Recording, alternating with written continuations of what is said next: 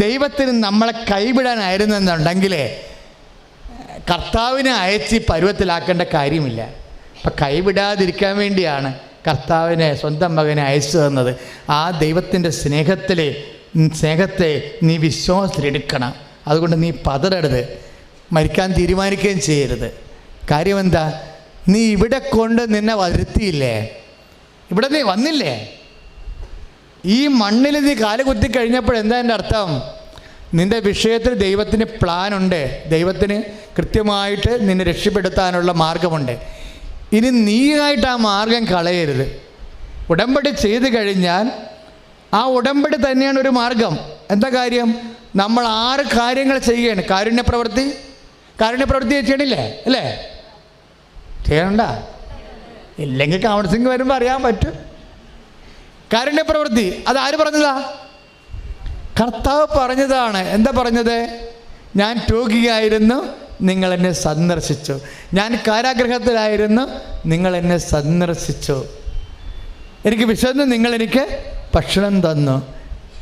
ഞാൻ നഗ്നനായിരുന്നു, നിങ്ങൾ എന്നെ ഉടുപ്പിച്ചു എന്ന് പറയുമ്പോഴേ കർത്താവ് പറഞ്ഞ ഇതുപോലെ ഈ ചെറിയവരിൽ ഒരുവനെ നിങ്ങൾ ചെയ്തു കൊടുത്തപ്പോഴേ എനിക്ക് തന്നെയാണ് ചെയ്ത് തന്നത്. കാരുണ്യപ്രവൃത്തിയാണ്.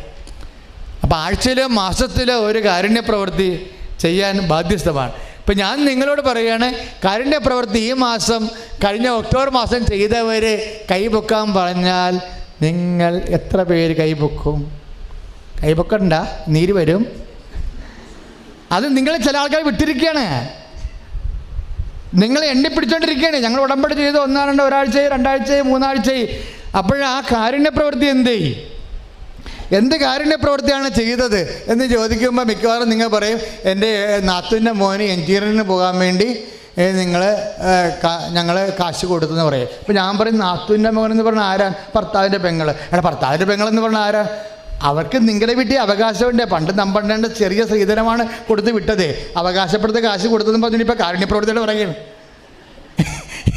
നാത്തൂൻ്റെ മോന് എഞ്ചിനീയറിങ്ങിന് പോകാൻ വേണ്ടി 25,000 രൂപ കൊടുത്ത് ഇപ്പോൾ പറഞ്ഞുകൊണ്ടിരിക്കുകയാണ് കാരുണ്യപ്രവൃത്തിയായിട്ട്. ഞാൻ പറഞ്ഞത് കാരുണ്യപ്രവൃത്തിയല്ല, അത് നിങ്ങളുടെ ഭർത്താവിൻ്റെ പെങ്ങളാണ്. അത് ഭർത്താവിൻ്റെ അപ്പൻ്റെ ഓഹരി അവരാണ് നിങ്ങൾ അനുഭവിക്കുന്നത്. എല്ലാം സ്ത്രീധനമായിട്ട് കൊടുത്തിട്ടൊന്നുമില്ലല്ലോ. എല്ലാം സ്ത്രീധനമായിട്ട് നിങ്ങൾ മേടിക്കുകയും ചെയ്ത് കേട്ടോ. പെണ്ണുങ്ങളിത്തിരി ബുദ്ധിമുട്ടാണിപ്പോൾ. എല്ലാം സ്ത്രീധനമായിട്ട് മേടിക്കരുത്. എന്താ കാര്യം? കണക്ക് പറഞ്ഞ് കാശ് മേടിക്കരുത്. എന്താണ് കാര്യം? നിൻ്റെ അപ്പനും അമ്മയും അവിടെ ജീവിക്കുന്നുണ്ട്. ഇല്ലെങ്കിൽ തന്നെ നിൻ്റെ അപ്പനെയും അമ്മയും ജീവിതകാലം മുഴുവൻ നോക്കിയ നിൻ്റെ നാത്തൂനും മക്കളും അവിടെ ജീവിക്കുന്നുണ്ട്.